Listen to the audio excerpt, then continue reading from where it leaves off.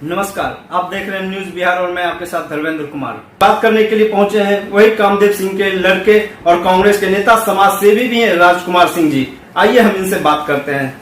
Sir, सबसे पहले आपका हमारे चैनल में स्वागत है। बहुत बहुत धन्यवाद। सर, अभी आप लगातार अपने क्षेत्र मटिहानी विधानसभा में दौरा कर रहे हैं, तो मटिहानी विधानसभा में अभी क्या लगता है कितना विकास हुआ है? मटिहानी विधानसभा और विकास दो ऐसी चीजें हैं जिसका एक दूसरे से कभी कोई ताल्लुक रहा ही नहीं। इसलिए नहीं रहा कि विकास क्या चीज होता है, ये दुर्भाग्यवश मटिहानी के जो प्रतिनिधि रहे हैं उनको विकास से कभी वास्ता नहीं रहा। शायद विकास का मतलब ही नहीं पता होगा। विकास का मतलब लोगों के उनका जो कहते हैं, शायद उनके जनता दरबार में लोग आते हैं। मैं तो कहूँगा जो घर पे दरबार लगता है वो जनता दरबार नहीं, वो राज दरबार होता है। राज दरबार में आने वाले लोगों की कुछ ज़रूरतों को पूरा कर देना और इस उम्मीद से कर देना कि अगले विधानसभा में फिर उनको ये ज़रूरतें उनके लिए वोट खरीद कर लाएंगी, तो इसके अतिरिक्त उनकी सोच विकास की नहीं हो सकती है। तो मटिहानी और विकास वर्तमान जो प्रतिनिधि हैं उनके कार्यकाल में दोनों ही अलग चीजें हैं, दोनों का एक दूसरे से कोई ताल्लुक नहीं। सर, अभी जो बिहार और यहाँ बेगूसराय में जो सर वर्तमान स्थिति शिक्षा, समाज और रोजगार को लेकर, क्या उस पर सर आपका क्या प्रतिक्रिया है? देखिए, रोजगार की स्थिति तो पूरे देश में बहुत खराब है। रोजगार का कोई निर्माण होने का कोई सरकार के पास कोई प्लान नहीं है। जो रोजगार थे वो खत्म हो रहे हैं।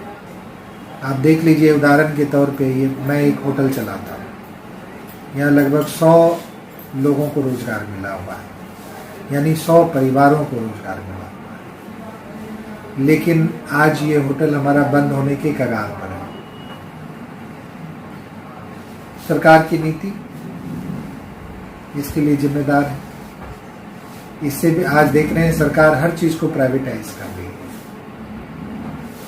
रेलवे जो सबसे बड़ा रोजगार देने का सरकार का एक इंस्टीट्यूशन था, उसको बेचा जा रहा है। तो सरकार अब रोजगार जैसी चीज को ही खत्म कर देना चाहती है, उसकी परिभाषा बदल देना चाहती है, क्योंकि बेरोजगारी सरकार से दूर हो नहीं सकती। इसीलिए रोजगार के नाम पे सरकार आपको कहेगी कि पकोड़े तलना भी रोजगार है। आप एक अच्छी खासी उम्दा क्लास की इंजीनियरिंग की डिग्री लेके आइए और पकोड़े तलिए या खिलौने बनाइए।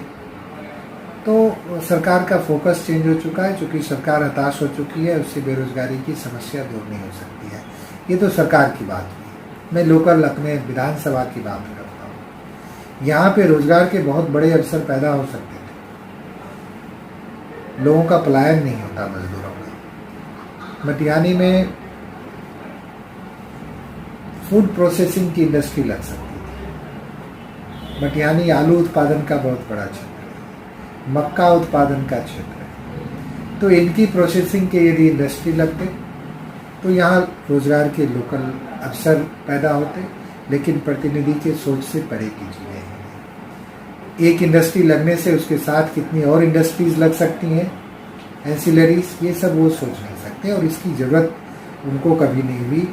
तो या किसी भी प्रतिनिधि को, आज तक मैं व्यक्तिगत नहीं होना चाहता हूँ किसी के लिए, तो ये सब एक सोच की बात है, एक नई राजनीति का आगाज करने की बात है, जिसमें विकास आपका मुख्य मुद्दा हो, विकास की आपको समझ हो कि विकास, शिक्षा, स्वास्थ्य, रोजगार, हर क्षेत्र में विकास के क्या मायने होते हैं, उनके क्या मापदंड होते हैं। तो जब तक ऐसी सोच आपकी नहीं होगी तब तक आपके कार्यकलाप ऐसे नहीं हो सकते। सर, अभी जो नीतीश कुमार का जो ड्रीम प्रोजेक्ट सर था, जल जीवन हरियाली और 7 निश्चय योजना जो चला रहे थे, तो ये जल जीवन हरियाली सर है, इस बरसात में ये कैसी हरियाली साबित हो रही है सर? सर, नीतीश जी ने ये सपना देखा था, शायद आंख बंद करके सपना देखा था, तो वो सपना था उनका। आज जब उनकी आँख खुलेगी तो ये सपना भी भंग होगा। जनता बता देगी कि इनका सपना कितना साकार हुआ। सपने देखना और साकार करना दोनों दो चीज़ें हैं। और सपने को साकार करने के लिए धरातल पे काम करना पड़ता है, उस सपने को जीना पड़ता है। यहाँ सपने जीने के लिए लोग सपना नहीं देखते हैं राजनेता। यहाँ सत्ता में बने रहने के लिए, कुर्सी को किसी भी प्रकार से बनाए रखने के लिए अपने सपने जनता के सामने में रखते हैं। ये मेरा सपना है और वो सपना जनता को दिखाते हैं। आपको तो दिख रहा है कि सपने कितने साकार हो रहे हैं, थोड़ा बहुत काम हो रहा होगा कहीं, लेकिन वो सब दिखाने के लिए है। सर, आपके नामों का चर्चा लगातार हो रहा है कि भावी प्रत्याशी के रूप में देखे जाते हैं। अगर आप मटिहानी के विधायक बनते तो सबसे पहले किस चीज पे आप विकास कीजिएगा? क्या लगता है कि यहाँ पे विकास नहीं हुआ है? विकास के हर क्षेत्र में भी अभी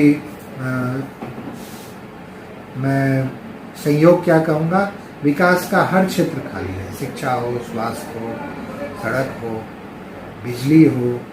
मटिहानी के क्षेत्र में कटाव एक बहुत बड़ी समस्या है।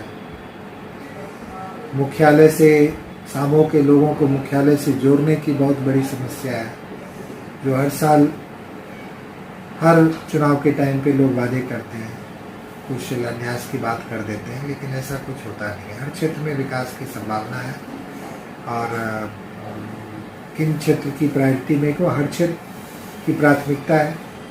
हर एक काम को एक साथ शुरू किया जा सकता है, क्योंकि सरकार की योजनाएं हैं। शिक्षा की अलग योजना है, स्वास्थ्य की अलग योजना है, सड़क की अलग योजना है।